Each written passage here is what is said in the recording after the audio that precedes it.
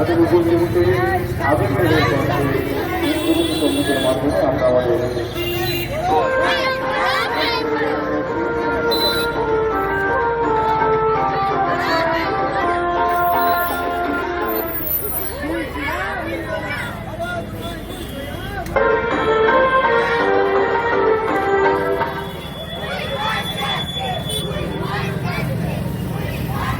এখানে গেল। আজকে আপনাদের কি পরিকল্পনা কি?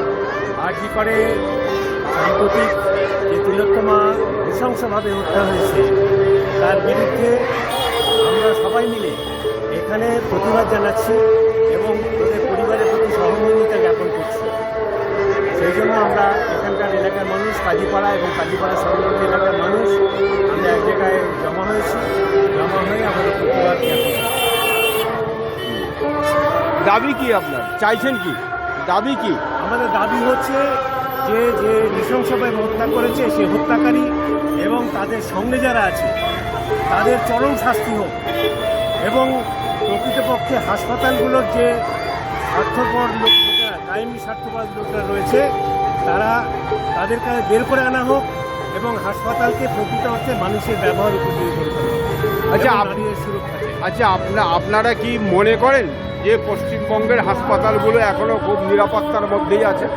না, নেই তো নেই। তার সব থেকে বড় প্রমাণ হচ্ছে কলকাতার বুকে, একেবারে কলকাতার বুকে এরকম একজন চিকিৎসক নারী সে হত্যা হয়েছে। এর থেকে বড় প্রমাণ আর কি হতে পারে? বলুন, আপনি কি চাইছেন? আমি চাইছি আরজিকর হসপিটালে যে ডক্টর মৌমিতা দেবনাথের যে নৃশংস মৃত্যু হয়েছে তার বিরুদ্ধে প্রতিবাদ করার জন্য আমরা এখানে উপস্থিত হয়েছি এবং আমাদের একটাই স্লোগান, উই ওয়ান্ট জাস্টিস, আমাদের বিচার চাই। তো এই স্লোগান শুধু আমাদের কাজীপাড়ার মধ্যে সীমাবদ্ধ নয়, বারাসাতে নয়, সারা পশ্চিমবাংলা জুড়ে, সারা ভারতবর্ষ জুড়ে, বাইরেও আমাদের এই স্লোগান। এবং আমি একজন দায়িত্ববান নাগরিক হিসাবে এখানে উপস্থিত হয়েছি এই মঞ্চে এদের সুরে সুর মেলাতে। আপনার নাম? আমার নাম শামসুন নাহার, আমি 8 নম্বর ওয়ার্ডের কাউন্সিলর।